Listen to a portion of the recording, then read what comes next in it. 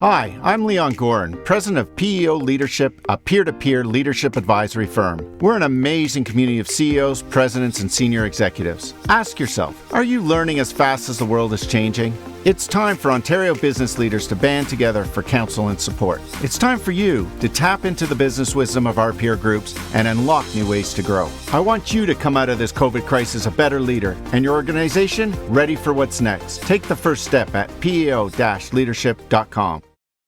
Special thanks to Cleveland Clinic for helping us bring you today's PEO Leadership's Way Forward podcast. Welcome to the PEO live webcast on the Way Forward series. My name is Michelle Kalpin. I'm a co-owner and executive advisor of PEO Leadership, and I'm thrilled to welcome Vanessa this morning. We're going to be talking about influence. If you're not familiar with PEO Leadership, welcome to the community. PEO Leadership is a peer-to-peer advisory leadership firm, and we work with executives, entrepreneurs in Canada, and they work in peer-to-peer leadership teams. We also bring in experts like Vanessa to help us learn and grow, and we also have a leadership conference once a year. So if you're interested in PEO Leadership, then I'm going to ask Kelly to put in the chat her email and also our website. So please check us out. So let me formally welcome Vanessa. Vanessa is a social psychologist and a professor of organizational behavior at Cornell University. She is a sought-after expert on persuasion and influence, and she's written an excellent book called You Have More Influence Than You Think. I don't know if you can see it, but anyway, here it is here. And Vanessa also has a connection to Toronto. She did her postdoc at University of Toronto, where she met her husband. So she's familiar with Canadians and comes up here quite a bit, she said. So I just wanted to mention how this webcast will be structured. So Vanessa and I will chat for about 25 minutes. And then I'm encouraging you to post your questions in the Q&A box, and we'll get to those questions after that. So Vanessa, I really enjoyed your book. It made me think of how much I enjoyed my psychology class back in university, because you have so many research studies in here and stats that are so compelling. And you also have tips for us as leaders in terms of influence. So it is both interesting and also very useful. So let me just dive right in. You write that one of the most effective influence tactics we can have is just showing up. So can you explain a little bit more about that? Sure. And first, let me say hi to everybody. Welcome. And thank you so much for having me. It is a pleasure to be here. And Toronto does have a very special place in my heart. So one of the things I talk about in the book, the very first influence tactic I talk about is just showing up. And one of the reasons that I sort of make that I forefront that in a way is that when we think about influence, we tend to have a kind of narrow, formal idea about what influence means and what influence is. And we tend to think of influence as meaning the person who's standing there in the front of the room, with the PowerPoint, giving the presentation, with the microphone in front of the podium, right? The person who's sort of capturing the attention of the entire room that everybody's looking at, and the person who's speaking. But in fact, influence is so much more than that. And we influence people all the time in all sorts of subtle ways. And for any of us who have actually been that person who's in the front of the room, kind of looking out, we know that we're looking out at all those faces in the room and responding to their reactions, right? So if those people are nodding and smiling, we kind of think we're onto something and we keep going in that direction. And maybe we convince ourselves that, yeah, that was a really good idea. If those people are frowning, or if someone in the room looks really troubled by something we've said, we might start to doubt it a little bit and maybe explain it a little more, and maybe the conversation shifts a little bit. And one of the reasons I point out this sort of power of being in the audience is because when we're sitting there in the audience, whether it's an actual presentation or if it's a meeting, we often forget that just by being there, we use the word coming to the table, right? Just by being there, by being present, we are shaping the discussion around us in ways that we might not realize. And many of us feel like we need to really take advantage of being at the table. And it's great if you have things to say and you want to voice them. And I also talk a little bit about how that's another great influence strategy that we underestimate sort of the power of. But even if you're just sitting there, you're having an impact on what's being discussed more than you realize. Another example I like to give is you can imagine a meeting full of men talking about employee benefits, right? All of a sudden put one woman at that table, and even if she never says a thing, all of a sudden people start to notice her, right? And maybe it makes them think of maternity benefits or parental leave or something like that. And now they're throwing that into the mix and they're having more of a conversation about that, right? Simply by noticing that person. And in fact, we tend to have a psychological bias that makes us think that people aren't noticing us as much as they actually are, but people do notice us.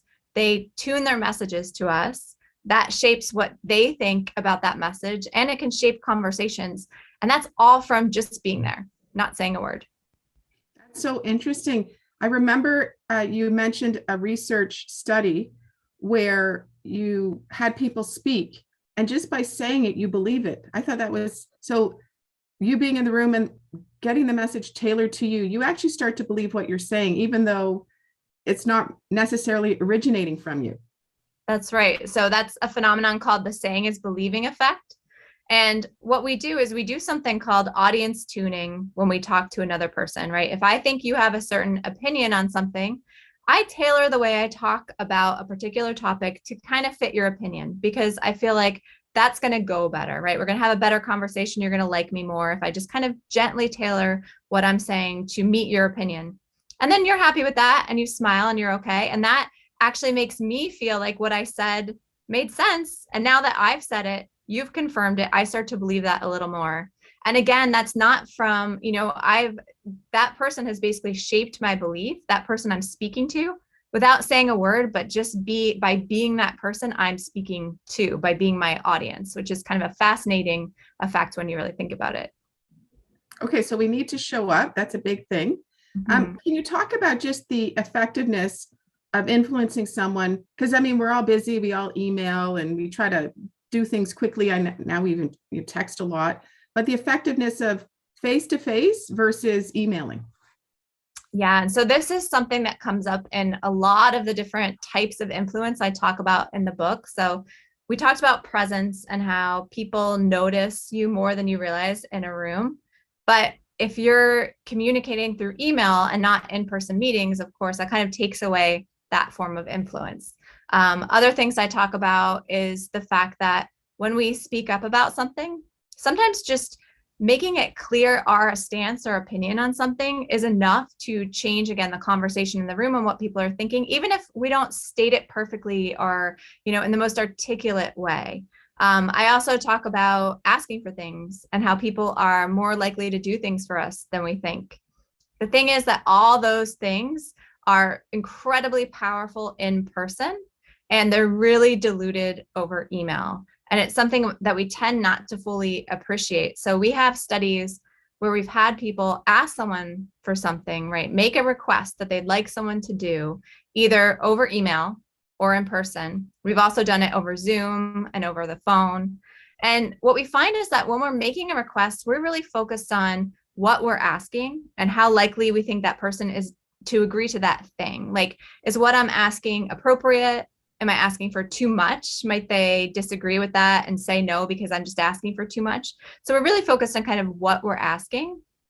But in fact, what matters so much more is how we're asking and whether we're asking in person, or if we can't be in person, in the richest possible way, right? So we think that sending an email is going to be just as effective as asking in person. And our studies actually show that people don't differentiate. They just assume I'm asking for the same thing, so it shouldn't matter how I ask. They'll just decide what they want to do. But in fact, asking in person in one of our studies was 34 times more effective, even though participants thought that it would be equally as effective as asking over email. And so we really do see a dilution of lots of these influence tactics as you get further and further away from in-person interactions. So a little bit diluted over Zoom and the phone. In fact, they still can't really meet the power of being in person with someone. But then once you get to email and text-based interactions, then it's just far, far, far less effective. Even though we think that if we write it down, we can say things perfectly, right? We can articulate exactly what we mean and get it all down there. In fact, being inarticulate but in person is better. You talk about asking for things, and a lot of us don't like asking for things. It just feels uncomfortable, but you really encourage us to just ask for what you want. Can you just talk a little bit about that more in terms of why we should be doing that and how effective it is to ask for something? Yeah, so this is actually one of my main areas of research is on asking and on our ideas about what will happen if we ask for something and what actually happens when we do, right? As you said, we tend to be nervous. We think, this person's going to judge us for asking. We think that they're going to reject us. We're not really sure what's going to happen. It feels very risky when we ask for something. And so that makes us feel very uncomfortable. But at this point, I've actually run studies where I've had participants in my studies ask, at this point, over 15,000 people for things, which is kind of wild when I actually added up how many studies we had done. And we asked people before they make their requests of another person, how likely they think that person is to agree to this request. Then we have them go out and actually ask people for things. And again, we found across all of these different studies that people tend to think they're more likely to be rejected than they actually are. So people are in fact twice as likely to say yes to us when we ask for something as we think. And interestingly, it's not just the rejection. I think that's a huge part of it. But it's also how we think we're going to be judged for asking for things. And there's other work showing that people actually judge us more positively when we ask for things than we tend to think. We think, especially in domains like advice, like if I'm struggling in a project and I want some help or I need some advice from somebody, we think that if we actually go to someone and we ask for their advice, they're going to judge us negatively because we're kind of showing our vulnerability. We're showing that we don't know what we're doing in a particular domain or just need some extra help. In fact, what the research shows is that people judge us more positively when we ask them for advice, for help with something, because they feel kind of flattered that we would go to them, right? So it makes sense when you're on the receiving end, like, oh yeah, of course I can help you out with that. It feels good to feel effective and help somebody out and feel flattered that they think you could help them. But in fact, we worry so much when we're asking that we miss that fact. I liked when you talked about someone trying to cut in line to use the photocopy machine, and everyone's using the photocopy machine, and someone just cut in line, and the percentage of respondents that let the person cut in line, it was just like, yeah, sure. Like people just agree to things. Yeah, exactly. So that's a classic study where, as you said, they just had a line of people and they had research assistants go in and just say, hey, can I get in front of you in line? I need to make copies. And that request is nonsensical, right? Like everyone needs to make copies. There's no reason that person needs to make copies anymore. They're not giving any additional information like that. So people are kind of just going along with this mindless request that doesn't really make that much sense, right? But as you said, the compliance rates are so high. They're the vast majority of people, over 80% in that study, who were asked that request, let people cut in line. And I think what that really reveals that is surprising to many of us is that people's default, when we're not even thinking, right? When we're just kind of mindlessly processing a request, people's default is to agree. Now, when we ask for something, or when we think about persuading someone, or we think about negotiating, we always assume that people's default is to push back, right? That we're trying to get past no, that we're trying to, get past this resistance that we're presuming. But in so many situations, people's default is not to be resistant. It's not to say no. It's actually to be agreeable. And we tend to miss that and kind of go in guns blazing in some cases, thinking we need to push past these barriers that aren't always there. You talk about guns blazing, and most of the people on this webcast will be leaders. Mm-hmm. And one of the things that really stuck out to me is you said when they speak, it comes across often like they're shouting. And so maybe less is a bit more then. So maybe just give us some advice in terms of being a leader and communicating with your organization or your employees. Yeah, and the quote about when you speak, the quote is by Adam Galinsky, a professor at Columbia, who says when people in power whisper, their whisper sounds like a shout, right, to the people who aren't in power. So when you make a gentle suggestion, or you're kind of just spitballing in a meeting and you're coming up with possible ideas, the people around you are taking those much more seriously than sometimes you might intend. And so it's really sort of a call to be attentive to the kinds of things you're saying and make sure that they are landing on people in the way that you're hoping they are, right? If you're just kind of giving them a suggestion and you're hoping they push back, you need to make extra sure that that's clear, because in many cases people feel like, oh, I've got to run with that because the boss, that's what the boss likes, right? That's what they really want me to do. And so even though I don't think it's the best idea, I'm not necessarily going to argue back.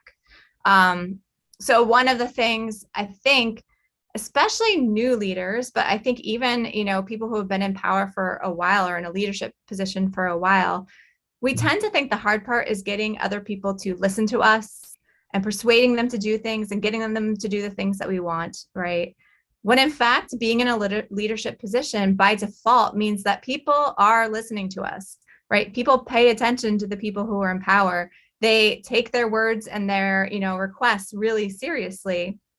And so it's really less about convincing people to do things, and it's about making sure that they are doing things that are going to be worthwhile for them and for the organization and for you, kind of presuming that they are going to follow through on these things and thinking about really what's worthwhile to be saying that's going to kind of stick in their heads, what's worth asking them to do that they're most definitely going to wind up doing.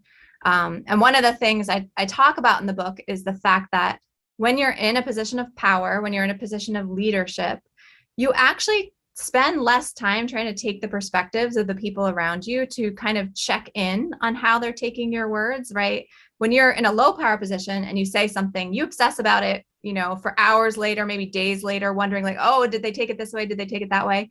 When you're in a leadership position, you're much less likely to do that, the research shows. So you might spit things out and not really think that much about how someone took something that you said.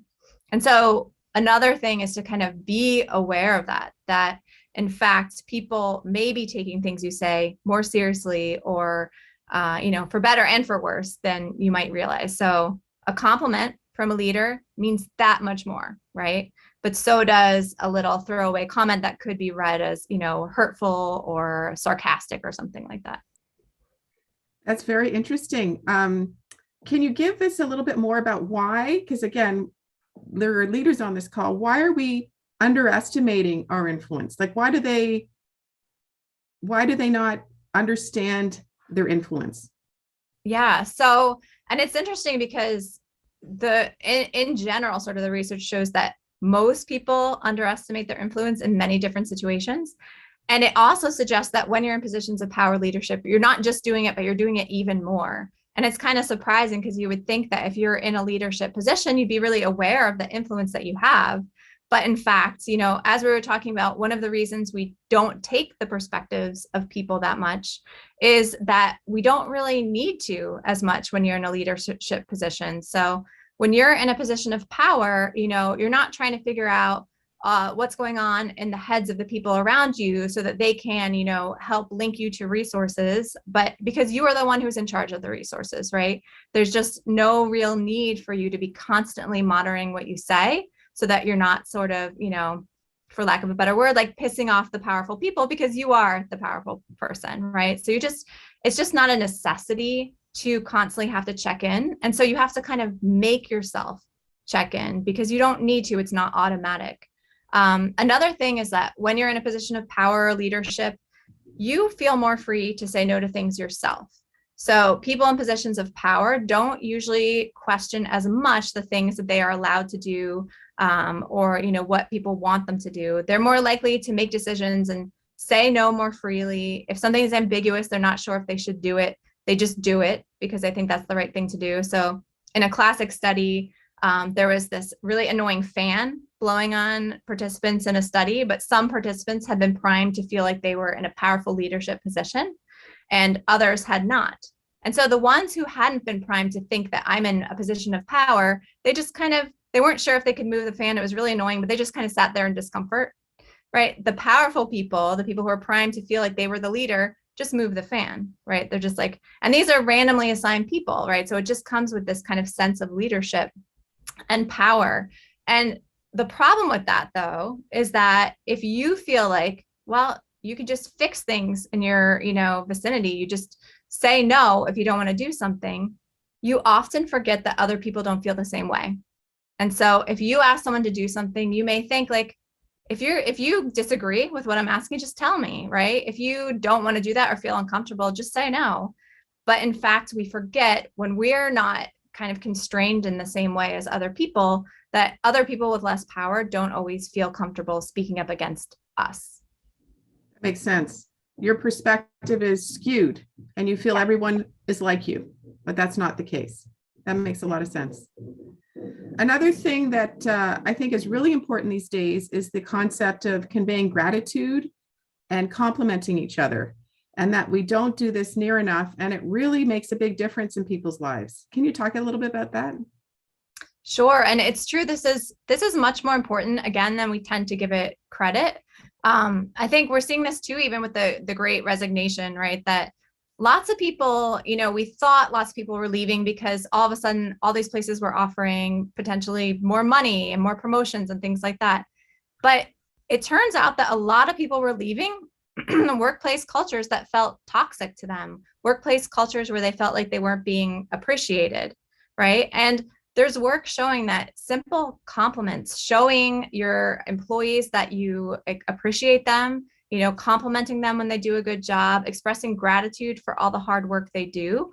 All of those things actually mean more than we realize and can be more important to people than, financial rewards, which doesn't mean you shouldn't pay people the right amount. Of course, you want to keep them happy and pay them well. But all those other things matter just as much, and sometimes even more, enough where people who feel like they're not appreciated wind up leaving certain situations, even when they're paid well. And we have several studies that we've done where we've asked people to give other people compliments. We've had them guess how good those compliments would make the other person feel. And then we've actually asked the other people, how good did that compliment make you feel? And we find in a bunch of different contexts that we tend to underestimate just how good it feels to get a simple compliment. Other researchers have shown, more sort of extensive gratitude letters have a similar impact, where writing someone who did a really great job or someone who really helped you in your career path, a gratitude letter, means so much more to them than we tend to think. And part of it is we think, we're going to deliver it awkwardly. We think it's kind of going to be annoying, or they won't take us seriously, or, maybe they'll even think we're trying to get something out of them or butter them up, or it's not sincere. Like, we have a million things going through our own heads that make us think, what's the point in really saying this? But in fact, when you hear something nice about yourself, a lot of that stuff fades away and you're just like, I just feel good, right? And we tend to forget that. And so the idea of the sincerity of it, or who it's coming from, or like to get that habit in your head as a leader or even as a person, like what kind of advice would you give us in terms of, okay, we want to show up more, we want to ask for things more, but we also want to convey gratitude and give compliments more? Should we just sort of say, oh, I'm just going to start doing that? Or how would you suggest we start that? I'd say for sure with compliments and gratitude, I'd say when you see people doing something work relevant that you really appreciate, that you should make an effort to go ahead and give them a compliment, express your gratitude for extra efforts they're putting in. And I think, I say work relevant because on the other hand, you don't want to compliment someone who just gave a great presentation on their hair, right? Because that compliments are meant to convey respect. Like, you belong here. We respect you for the role that you play here. And that's what feels good. It's like people accept me, they respect me.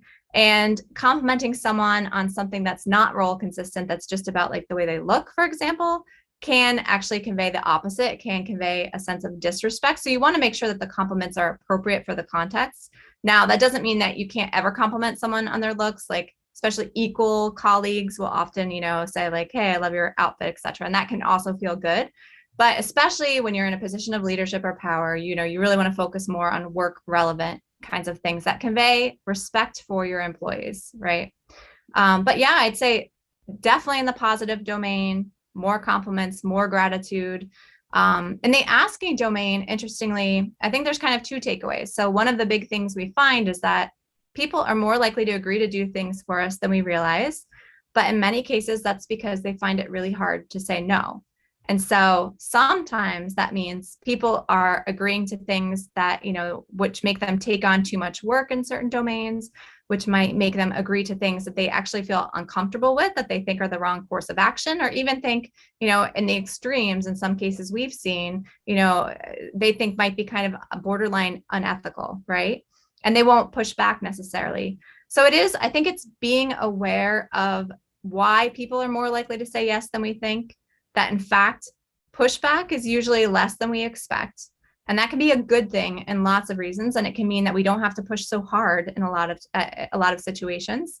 It also means that in some cases, people might agree to things they actually think are wrong, right? And in those cases, ideally, you're kind of giving people the space and the time to come up with a way to tell you that they actually disagree with something you might be asking. I think that's especially important for leaders, to create that space and that sense of psychological safety, that people can say, you know what, I feel a lot of pressure to do what you asked, but I'm going to send you an email expressing why I actually think that maybe this isn't the greatest idea. Yeah, that psychological safety point is really big these days in terms of a trust-based environment, and that makes a lot of sense. In the last chapter of your book, you have strategies we can use to better understand and use our influence. Can you talk about these, and in particular, the 7-minute writing exercise that saved a few people's marriages?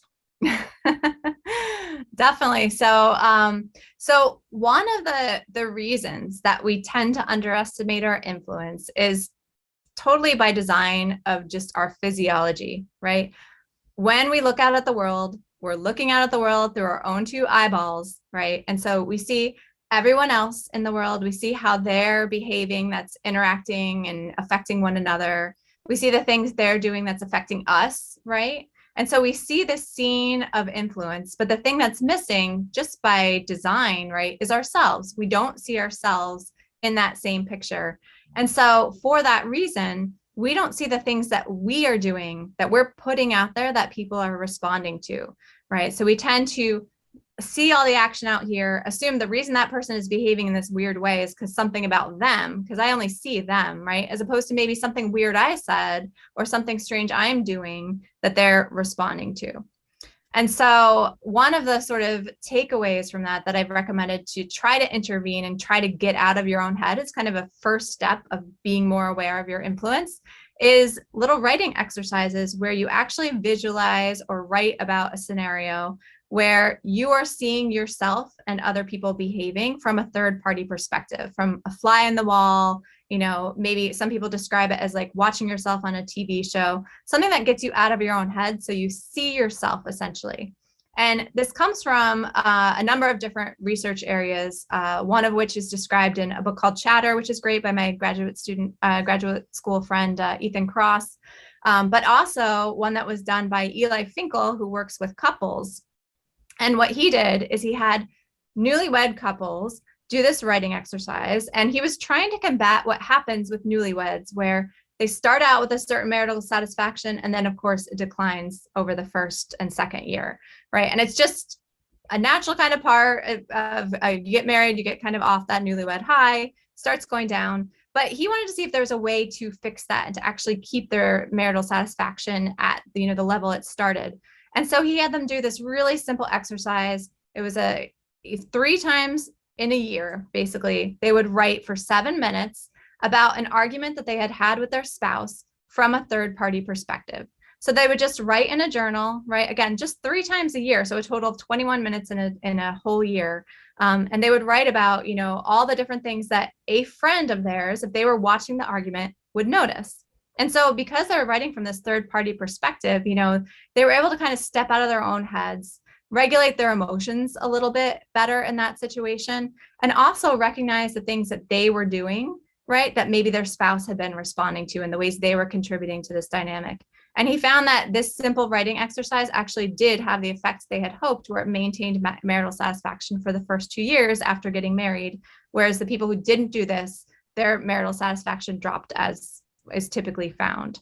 And so just doing something as simple as that, thinking back to a last difficult conversation, right, with an employee, a difficult meeting, something that didn't go the way that you had hoped, finding a way to take some time to either write about it, or even just spend some time visualizing it and reminding yourself of the things you did in that situation. What did other people see you doing that might have been contributing to it, to a dynamic you would have preferred not to have happened?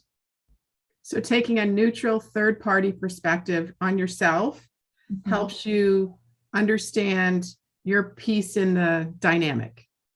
Yeah, exactly. Yeah. Great. Yeah. You also say that people like us more than we think, and that we underestimate how much we're liked and how much they just want to get along with us. I think that was so interesting. Yeah, this is a great program of research done by a researcher at Wharton named Erica Boothby, who does this thing she calls the liking gap. And what she basically shows is that when two people interact, right, they both kind of walk away from that interaction wondering about all the things that they did wrong, that they wish they had, said more articulately, that they should have asked more questions, that they should have talked more. Like, I can't believe I brought up this, silly topic. I'm sure that person was so bored by that topic. We do this whole kind of post-mortem after a conversation where we're pretty harsh on ourselves. But what's interesting is that the other person is doing the same thing. And in fact, when they walk away from that conversation, they're recalling about us a more sort of just generalized, nice feeling, right? They're just they didn't obsess about all those things that we thought that we said wrong, or, things that we shouldn't have brought up. They're more thinking like, that was a nice person that I talked to, but I feel like I talked too much, right? And so she's actually done studies where she has measured people's impressions of how much they liked the other person after having a conversation in all these different contexts, and then they asked the other person, how much did you like them, right? And she shows that both people walk away thinking the other person liked them less than they actually did. And so it's another place where we tend to be overly harsh on ourselves. We tend to underestimate how charitable people are in a lot of situations. That at the end of the day, people want to connect. They want to be agreeable, right? That is kind of a fundamental of human connection and interaction. But we often go into situations thinking that people are out to sort of judge us negatively. Like, they want to be critical. They're looking for all our flaws, when in fact, that's not true in most cases. But that's very optimistic and heartening. So I'm glad to hear that. I'm going to turn to a couple of questions that have come in from the audience. Thank you so much for posting them. And if you could keep posting them, that would be great. I was made president just before COVID-19 lockdown began. Nelson Fresco, President, Mila Canada. We pivoted by compressing our 5-year online strategy into the last 5 weeks. Surprised? Don't be. Nelson is a member of PEO Leadership, Canada's premier peer-to-peer advisory firm. PEO Leadership helped me develop my ability to lead with speed. We've seen a substantial increase in online sales, and Mila offices worldwide are following our Canadian example. The time to step up and lead is now. Go to peo-leadership.com. So the first one is, given the power imbalance between leaders and followers and the impact of speech and ask, can you comment on the importance of self-awareness and emotional intelligence in leadership effectiveness? How can leaders learn or understand the impact of their asks on those around them? Yeah, I think that's a spot on question. That is exactly the kind of thing that I hope to get at with kind of these considerations of the power imbalance, the fact that people do find it hard to say no when you're in a leadership position, and they find it hard to kind of argue against anything that you might say, right?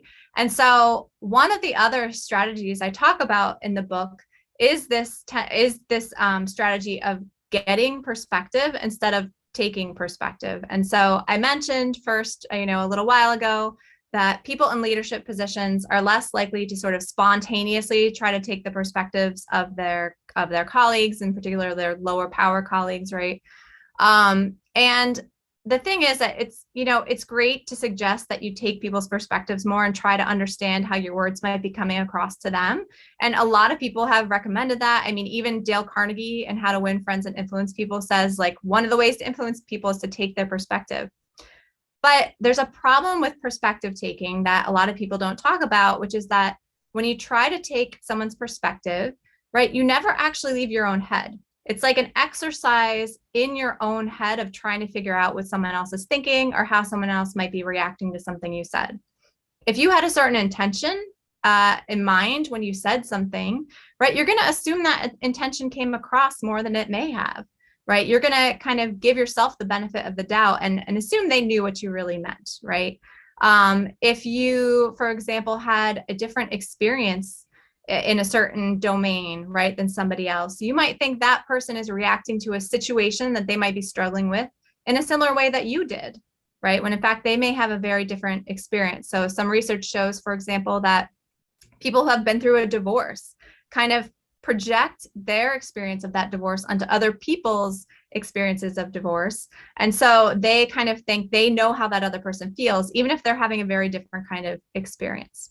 And so what researchers have suggested to combat this, right, is instead of trying to take other people's perspectives and never getting out of your own head, to try to get perspective, which is the phrase they use. And you get perspective in actually a very simple and straightforward way. And that's by actually asking people what they're thinking or how they're reacting to things that you said, right? And that's the only way you can really get out of your own head.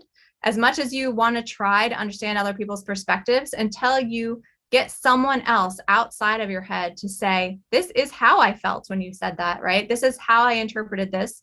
Or a third party perspective, right? If you talk to someone outside of the situation, how do you think this person might have taken what I said? And all of a sudden, what the research shows is that when you try to take someone's perspective, you're actually pretty inaccurate at guessing how they feel. But as soon as you start to ask them, not surprisingly, you get super accurate, and now you understand how they feel. So that does take creating, again, we talked about psychological safety. It involves creating a situation where people feel comfortable expressing what they really feel and telling you how they interpreted something. But really, until you get people who are willing to open up and say, oh, I thought this is what you meant, let me just clarify, this is how I took this, right? And get out of your own head, you're really not going to be able to understand the exact impact you're having on people. That's great. Thank you. So ask more, just listen and just say, how do you feel about this? Is this coming across well? Yeah.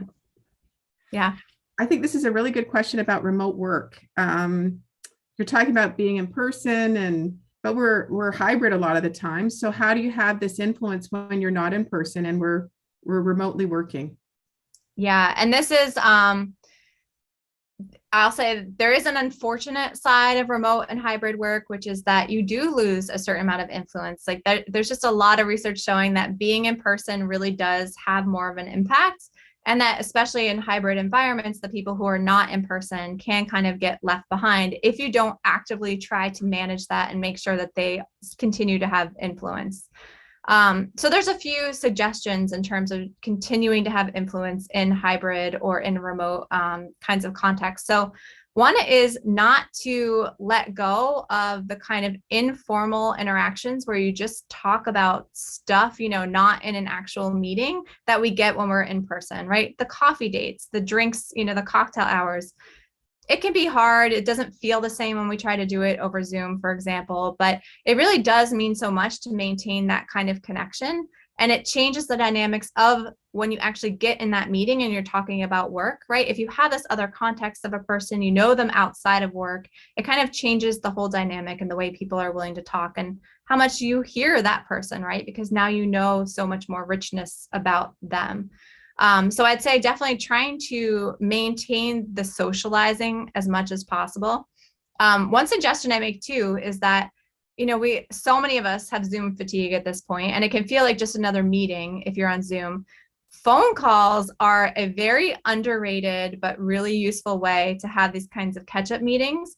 It turns out in some cases, phone calls, we can understand people's emotions better. So there's more of this like emotional social connection. In part because we're not like trying to manage all the data on the screen, right? We can see ourselves on the screen. That's distracting.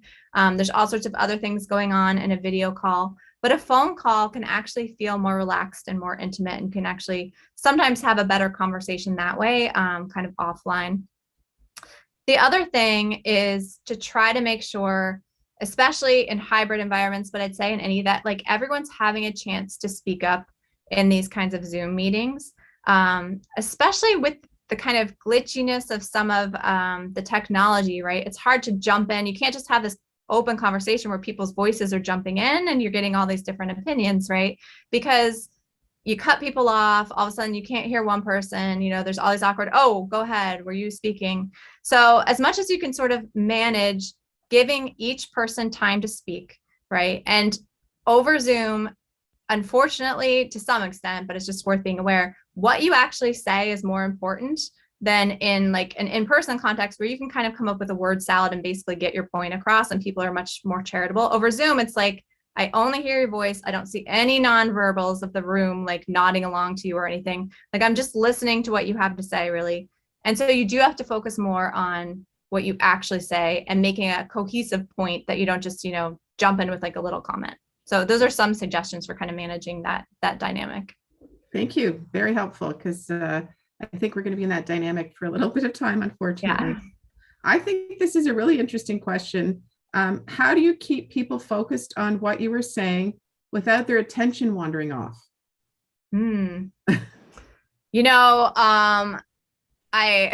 don't know if this is the answer you're looking for, but I think keeping things shorter is a huge way to do that. So there's actually research showing that people who can make their point in shorter kind of bits are more effective influencers, right? And so if people's minds are starting to wander, it suggests that maybe you are kind of speaking about a particular topic for too long. Yes. So I'd say keeping the main points sort of nice and short and concise is a way to keep people's attention.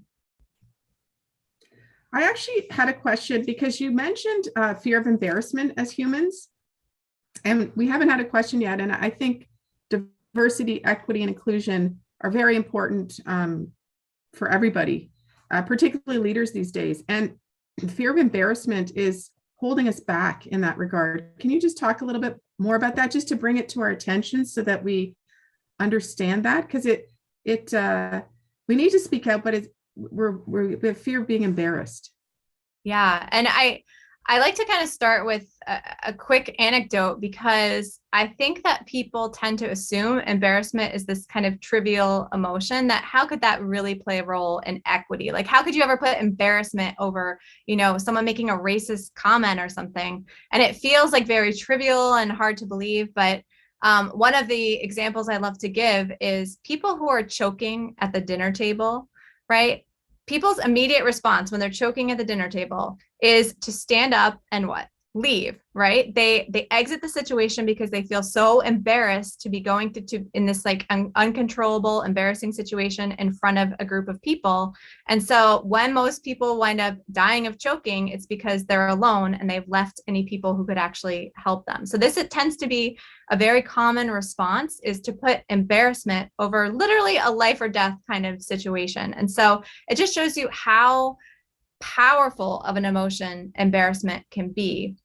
And there have been studies showing that, for example, when people ask women, if you were in an interview context and someone were to start asking you these inappropriate questions that are, basically sexually harassing, right? So questions about your boyfriend or your bra, women say, like, I would obviously tell the interviewer that was inappropriate. I would leave, I would call them out, I would do something about it, and I would feel angry. When these same researchers unbelievably were able to actually stage a situation where they did interview people and they added these kind of harassment type questions, right? Those very questions into the interview, hardly any of the women did anything about it. Instead, they kind of smiled and nodded and tried to appease the interviewer. And in fact, instead of feeling angry like they imagined they would, they actually felt anxious and embarrassed. And it was hard to actually come up with the words to say something in the moment. Similar things have been found for calling out racist and homophobic remarks. So when people are asked in the abstract, what would you do if someone made a racist comment? What would you do if someone made a homophobic comment in, a group? We all say, like, I would say something, I would stand up and do something. When they actually stage these experiments where someone does that, most people don't say anything. We underestimate sort of how difficult it is in the moment to get over that fear of embarrassment, the social risk of standing up and saying something, of threatening someone's face, all the ways we convince ourselves that maybe they didn't mean it like that. The situation feels ambiguous, and why even mention it and embarrass everybody involved if it's not really clear, right? And so, in fact, embarrassment can hold us back from pointing out a lot of problematic behaviors, especially gray areas where you're more likely to give someone the benefit of the doubt, because embarrassment, it would be such a painful, uncomfortable kind of dynamic to create. So it really can play a role in situations like that, and in our willingness to be bystanders and actually intervene when we see problematic behaviors. So this perpetuates the microaggression issue. So what would you say then to leaders and people that are trying to combat this, knowing that embarrassment is holding people back? What's the antidote? What should we be doing?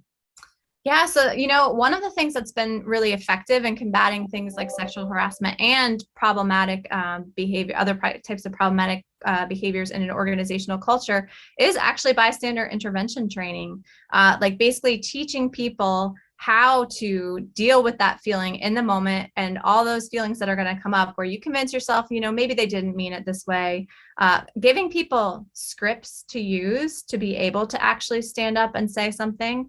A lot of times in the moment, we don't know what to say, right? But if you already have a script that is practiced, you already know, if I encounter this situation, here's how I'm going to deal with it. Here's how I'm going to feel. I can anticipate what I'm going to feel, but I know what I'm going to do in response to that feeling, right? The more you can kind of plan ahead for a situation like that, the more comfortable you are speaking up. And so I think that has been a very effective sort of training. That's very helpful. Thank you. I think that's a really good idea. Good advice. And we had some questions that came in ahead of time as well from the audience. And one of them was, how do you influence up? Mm-hmm. Yeah, this is a question I get a lot, right, about upward influence, because I think also we think of power and influence as something that comes from authority, that comes from hierarchy. And we tend to assume that we don't have a lot of influence the lower we are on the ladder. And in fact, so there's research showing, for example, that we underestimate how much the people above us actually want to hear our advice and our ideas. So there's some researchers who showed that, for example, people who are younger, when given the option to give advice to people who are their age or older, vast majority of these participants in this study said, I'll give advice to people my age, because the people who are older, older is wiser. They're not going to be receptive to this advice. They're not going to be interested. But in fact, when they did studies where they had people give advice to people who were equal level or above them, both groups were equally appreciative and found the advice really helpful and implemented the advice, right? And so sometimes, even when we have a lot of knowledge in a domain, we hesitate to try to bring it up to the people above us, or we think that they're not really going to be receptive to it. And that may actually be a bias. They may actually be more receptive to it than we tend to think. And so that is also kind of indicative of a certain type of influence, informational influence. So you can have influence and power through authority. You can also have it by just knowing certain things. So the more you kind of develop a domain of expertise that would be interesting to people who are above you, the more you can influence upwards and kind of bring that information to, again, the people above you. Another way of influencing upwards is through social contacts. So we talked a little bit about, in a remote context, how important it is to maintain those kind of extracurricular socializing sorts of contact with other people. But that's also another way to maintain influence, because one of the biggest findings in influence, the kind of most consistent, and it's not surprising when you say it, but we often forget, is that we are influenced by people we like. Right? So if someone you really like and think is cool tells you to try something out, a new restaurant, a new show, you're more likely to watch that show than someone that you don't like as much or you don't know as well. And so in that way, the more you can kind of develop these outside relationships with people and have people get to know you and like you, the more when you speak, their ears perk up, right? The more they are willing to sort of hear you out. And so as simple as it is, and it's, the old kind of networking thing, that is a way to have upward influence. And I'll just add that there is also research I talk about in the book suggesting that we think that we, need to work harder to like network and be friends with people than we actually do. But in fact, a little bit of networking can go a long way, and you're actually, more connected to people than you tend to think. Yeah, I remember reading that you said that people underestimate how connected and their likability, and they think everyone else is, it's like the social media effect, I guess. Yeah, exactly. We think, everyone else is friends with everyone else is going out all the time, and we're the homebodies on the couch who have no friends, to take it to the extreme. But there's so many more people just like us, right? We're much more similar to other people and more social and more connected than we give ourselves credit. Here's another question. And it relates to Influence Up, how should junior professionals network with those senior in a way that creates connection and a relationship? You mentioned that have something to say and have some sort of value, and also just go for it because they appreciate it. But is there any other ways that they can create a connection and a relationship with more senior professionals? Yeah, I actually think that asking for advice and asking for mentorship is a really powerful way to connect with people who are above you. It will give you that advice and mentorship, which is helpful, but it also creates this warm feeling in the person who's being asked. All of a sudden, you feel like this person admires you and looks up to you and kind of wants to be like you. And so that can make someone automatically kind of feel warm towards you. And it's also not a strange or inappropriate feeling ask in a workplace, right? To say, I'd really love some advice in this particular domain. I really love what you've done in this particular area. I'm really looking for a mentor, and I'd love if you would be willing to be my mentor. That's a really great way, I think, to start to develop that relationship. Great, thanks. That's another great idea. This also came in ahead of time. What is the single most effective formula to prepare for a compelling influence conversation? Yeah, so I have a few thoughts about this one. So one of my biggest ones is that I think we tend to overcomplicate influence. And I think we think that we need to make this super compelling argument and this really persuasive pitch. And in many ways, simply kind of saying what we think and just supporting it, right? And making just a basic pitch, not kind of overthinking it, can often go farther than we think. But my other piece of advice kind of goes back to what we were saying before about how we tend to presume more pushback and a lack of receptiveness, right? If instead you kind of presume before you go into a meeting or a conversation where you actually want to put something forward, if you presume that actually people are going to be open to this, that sets you up to make your argument at the right level, right? So if we think no one's going to go for this, we often do one of two things. We either really downplay it. We kind of, one way to say it would be to negotiate with ourselves before we negotiate with the other person, right? We kind of take our big idea and we make it smaller so that maybe they'll be receptive to the smaller idea. Or we, push really hard and we come in, as we mentioned earlier, like guns a-blazing, and we just push. But if you assume actually, if people hear this, they're going to be receptive to it. At the end of the day, they may have questions, they may have pushback, and you need answers for that. But as a starting place, they're going to be receptive to this if I can actually just explain it to them. Then you're kind of just explaining it to them with this presumption that you will get it and you will like it. And I think that sets you up at a nice kind of level for making your argument. That makes sense. That's a good mindset to go in with. There's a question, and I didn't understand the difference, but I get it now. Any tips on being a more effective persuader? So rather than just influence someone, persuading someone. Yeah, so it does kind of depend on what you mean by persuasion. I assume they mean like change someone's mind in addition to their behavior, maybe. Yeah, I mean, I think, again, a lot of it comes down to some of the things we've talked about already, not to be too repetitive, but a lot of it is, first of all, meeting people where they are, ideally in person if you can. One thing, here's one more concrete sort of strategy would be finding out what someone else cares about. So this is a big way in which people, talk about persuasion, is you want to find out what somebody else cares about and then mirror what they care about in your persuasive pitch, right? So whatever it is you're arguing for, find out, does this person really just care about the bottom line? And then your argument it needs to focus on the bottom line. Does this person really want to improve diversity in the organization? Then you make sure your pitch includes something about that. Or are there higher order values that you can tap into, right? So do you just really value work-life balance? Do you really value hard work? Whatever it is, you want to make sure that you can, as much as possible, understand what the other person cares about, what they value, and try to mirror that. Another thing, so Zoe Chance is another influence researcher, and she has a book called Influence is Your Superpower, which is great, and I recommend that book as well as mine.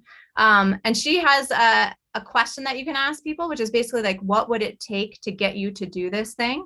And that allows the person to tell you exactly what they do care about, like what the thing is that's holding them back from something, or the thing that they, really would want you to take into consideration. So again, that combines a bunch of things. It combines like getting perspective, not just trying to guess what they care about. You're basically asking them, but also trying to mirror what they care about in the end to make your persuasive pitch. Another question is, given your comments, read the writing exercises where you see yourself from a third-party perspective, can we assume you're a big believer in the 360-degree feedback process? Yeah, I think, I do really like that. I think that is a great way that people get feedback on things that they don't always see. We're really bad at giving people feedback in a lot of contexts, and that is a great time. I've seen a lot of students here and elsewhere just learn all sorts of things from getting feedback that they wouldn't otherwise get. So yes, I think that could be really helpful. The difference between persuasion and manipulation, and how do you ensure you don't cross that line? Yeah, I think this is so important, and I think that so many people forget to consider this part of persuasion. Like, we're so focused on gaining influence. One thing I talk about a lot is all the books and all the tips out there and all the seminars on like, here's how to be more influential, right? And we often forget that in some cases, we actually should be less influential, right? And I think that's like where that line between persuasion and manipulation can be sort of drawn. These points where, in fact, manipulation is like, I'm not being totally honest with you. I'm trying to convince you to do something I know that you don't really want to do. So all those things kind of come into play. And I in particular, am very sensitive to that in influence research. The way I talk about it, I usually make a distinction not between persuasion and manipulation, but between compliance and consent. So you can get people to do something for you. You can get them to comply. Like, we have studies where we've gotten people to vandalize library books just because it's hard to say no, right?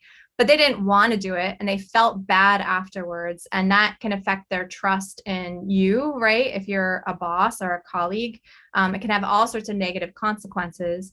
So it's finding ways not just to get people to do things you want, but to get them to want to do the things that you want, to feel good about it, to feel like they could have said no if they wanted to. And so ways to do that is to actually be okay with no, to get more comfortable yourself with them saying no, potentially, and making sure that it's clear to them as well that they can do that. Great. I'm going to ask this last question, and then I'll just come back with maybe some takeaways for us at the end. Best practices for leaders to influence their company's culture. I'll give one example, which is we have some research on the burnout people get from having emails at all hours of the day, right? So lots of people experience burnout these days because we're attached to our phones. We hear that ding all the time. And leaders, for one, often don't realize the extent to which they contribute to that dynamic, right? By being themselves, by modeling this constant on, workplace dynamic where I'm sending emails at, 10 o'clock on a Friday, for example. And so I think the more that leaders can model the kind of culture that they want to see, the more that they can express appreciation, express gratitude, be okay with work-life balance, and actually show that they take vacations. They, tell people they don't have to respond to them on the weekend and things like that. The more you can model the behaviors you want to see, the better. And it really, especially for leaders, right? People are watching them all the time, more than they tend to realize. and they really are picking up on what's okay. No matter what you say, you could say, I care about work-life balance. You send an email, on a Saturday afternoon and expect someone to reply. That's what they hear. They don't hear, I care about work-life balance. They see that you don't. And so modeling that behavior, I think, is really critical. That makes a lot of sense, the role modeling. Well, I didn't underestimate the amount of tips and tools that you gave today, Vanessa. I mean, just you're the box on influence. So maybe just as we wrap up, are there a couple of things, 3 things that we should all be thinking of as we walk away from this webcast today? Sure. I mean, if I were to say like 3 sort of practical things to do, definitely express more compliments and gratitude. It means more than you realize to your employees. Be more aware of the power of the ask, that you can get the things you want more easily than you think, in all sorts of contexts. I've even interviewed deans asking for millions of dollars, right? And they show a lot of similar sorts of biases. But it's also hard for people to say no. So be aware of that as well. And be aware of how the communication medium that you're using affects your influence, right? So use it for your advantage. If you want to make people feel more like they can say no, use email, because that gives them the space and time to think about how they want to respond to you.